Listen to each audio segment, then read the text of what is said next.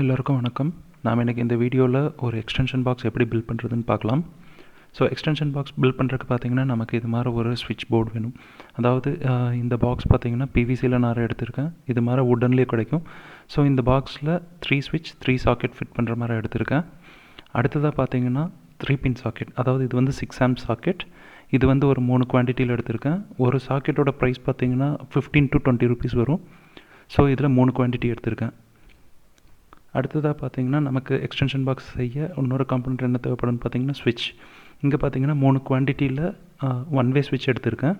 இந்த 1 வே ஸ்விட்ச் எப்படின்னு பார்த்திங்கன்னா பேக் சைடில் உங்களுக்கு 2 டெர்மினல்ஸ் தான் இருக்கும். ஒன்று வந்து இன்புட், இன்னொன்று வந்து அவுட்புட். இதுவுமே 3 குவான்டிட்டி வேணும். அடுத்ததாக பார்த்திங்கன்னா 6 ஆம்ப் டாப் வேணும். அதாவது இந்த டாப் எதுக்காகன்னு பார்த்தீங்கன்னா நீங்கள் உங்கள் ப்ளக் பாயிண்ட்டில் இதை இன்சர்ட் பண்ணி இதுலேருந்து தான் இன்புட் லைன் எடுப்பீங்க. இதுலேருந்து வர இன்புட் லைன் தான் நம்ம எக்ஸ்டென்ஷன் பாக்ஸில் கொடுப்போம். ஸோ இதுவுமே ஒரு குவான்டிட்டி வேணும். அடுத்ததாக பார்த்தீங்கன்னா நமக்கு 3 பின் சாக்கெட். இந்த பாக்ஸ் பார்த்திங்கன்னா 3 பின் சாக்கெட் தான். ஸோ இதை சைடில் வச்சிடலாம். அடுத்ததாக ஒரு 1 square mm உங்களுக்கு 1 மீட்டருக்கு லென்த்துக்கு ஒரு ஒயர் வேணும்.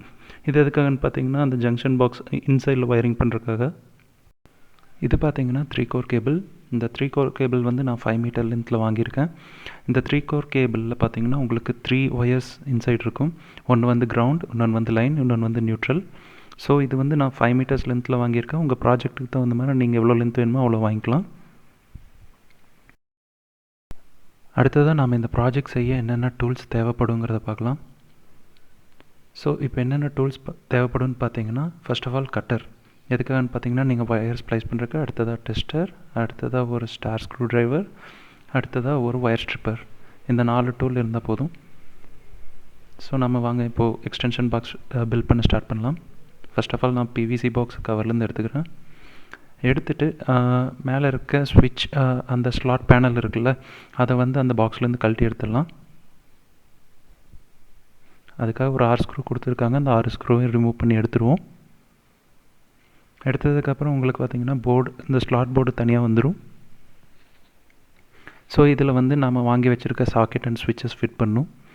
இப்போ ஸ்விட்ச் அண்ட் சாக்கெட்டில் பார்த்திங்கன்னா அவங்களே ஸ்க்ரூஸ் கொடுத்துருவாங்க. அதாவது ஸ்க்ரூ கொடுத்துருவாங்க. அந்த ஸ்க்ரூ வச்சு நீங்கள் அந்த ஸ்லாட் போர்டில் ஈஸியாக ஃபிக்ஸ் பண்ணிக்கலாம். ஸோ எல்லா கவரையும் பிரித்து நம்ம இப்போ ஸ்லாட் போர்டில் ஃபிக்ஸ் பண்ண ஆரம்பிக்கலாம்.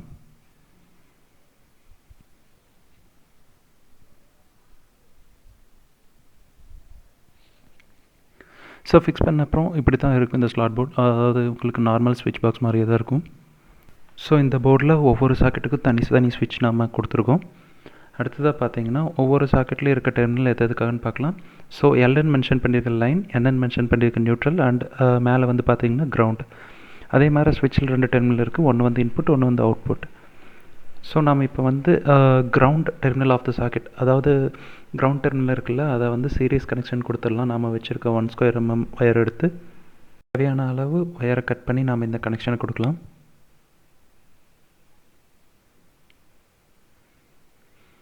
ஸோ இந்த ஒயரிங்கை வந்து நான் ஃபாஸ்ட் ஃபார்வர்டிங்கில் கொடுத்துட்றேன். ஃபைனலாக எந்தெந்த கனெக்ஷன் எப்படி கொடுத்துருக்கா அப்படிங்கிறத பார்ப்போம்.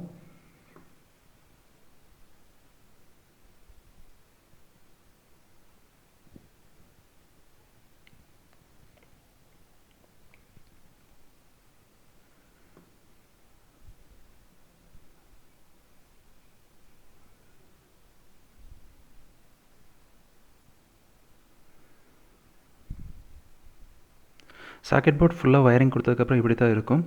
இதில் பார்த்தீங்கன்னா அதாவது கிரவுண்ட், அதாவது மேலே பெரிய பின் இருக்குல்ல, அதுதான் பார்த்தீங்கன்னா உங்களுக்கு கிரவுண்ட். அது எல்லாமே சீரியஸ் கனெக்ஷனாக கொடுத்துருக்கோம். அடுத்ததாக சாக்கெட்டில் இருக்க லைன், அதாவது லைன் வந்து ஸ்விட்ச் வழியாக கொடுத்துருக்கோம். அதாவது ஸ்விட்சோட ஒரு டெர்மினல்லேருந்து லைனுக்கு கனெக்ஷன் பண்ணியிருக்கோம். அடுத்து ஸ்விட்சோட இன்னொரு டெர்மினல் வந்து சீரியஸ் கனெக்ஷன் கொடுத்துருக்கோம்.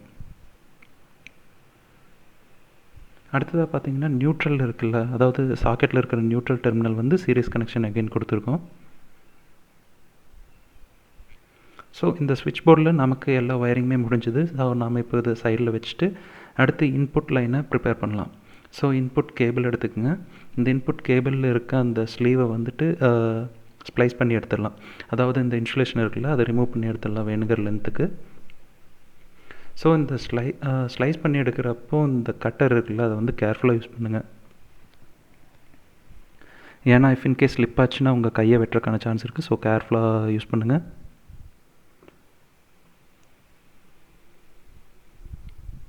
வேணுங்கிற அளவுக்கு இன்சுலேஷனை ரிமூவ் பண்ணிடுங்க.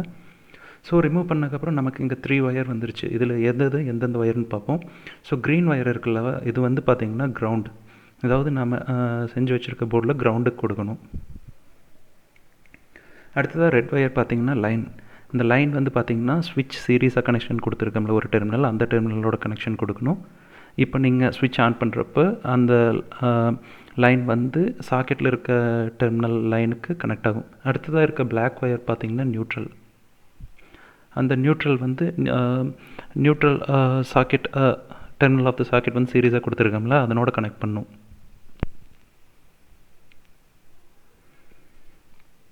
ஸோ நான் இப்போ அந்த பிவிசி பாக்ஸ் எடுத்துக்கலாம். அதில் நாம் இப்போ ஒரு ஹோல் போடணும். எதுக்காகன்னு பார்த்தீங்கன்னா அந்த இன்புட் கேபிளை வந்து இதில் இன்சர்ட் பண்ணுறதுக்காக. ஸோ நாம் இப்படி இது மாதிரி ஹோல் போட்டுக்கலாம். அதுக்குள்ளே இந்த இன்புட் கேபிளை இன்சர்ட் பண்ணுங்கள். தேவையான அளவு நாம் இந்த இன்புட் கேபிளை இந்த பாக்ஸில் இன்சர்ட் பண்ணி எடுத்துக்கலாம். எடுத்துகிட்டு இப்போ நீங்கள் இன்கேஸ் இந்த பாக்ஸ் எங்கேயாச்சும் தொங்க விடுறீங்க அல்லது பாக்ஸ் எப்போவாது இழுக்கிறீங்கன்னு வைங்களேன், நாம் இந்த ஒயர் வந்து வெளியே இழுக்கும். அப்போ உள்ளே கொடுக்குற கனெக்ஷனில் பிஞ்சு போக வாய்ப்பு இருக்குது. ஸோ அதை அவாய்ட் பண்ணுறதுக்காக நீங்கள் இந்த இன்புட் கேபிளில் இது மாதிரி இன்சுலேஷன் டேப்பை இப்படி ரிவால்வ் பண்ணி ஒட்டிடுங்க. இப்படி ஒட்டுறனால என்ன ஆகுதுன்னு பார்த்தீங்கன்னா இந்த இன்புட் கேபிளோட திக்னஸ் உள்ளே வந்து ஜாஸ்தி ஆகும். ஸோ இஃப் இன்கேஸ் நீங்கள் பாக்ஸை இழுத்தாலுமே இந்த திக்னஸ் ஜாஸ்தியாக இருக்குங்காட்டி அந்த ஹோலை விட்டு அது வெளியே போகாது.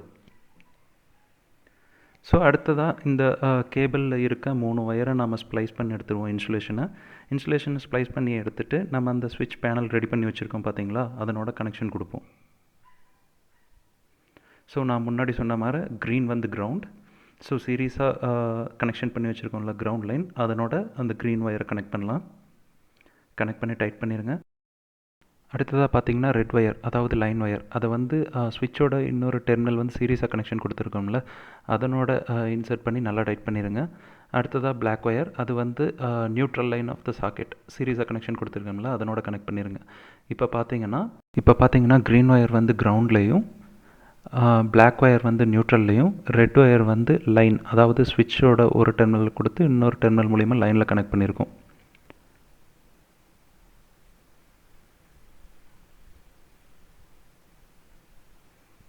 ஸோ இது மாதிரி கனெக்ஷன் பண்ணிவிட்டு ஒயரிங் எல்லாமே டைட்டாக இருக்கான்னு செக் பண்ணிங்க. டைட்டாக இருக்கான்னு செக் பண்ண அப்புறம் இந்த பேனலை அந்த பாக்ஸோட அகெயின் ஃபிட் பண்ணிடலாம்.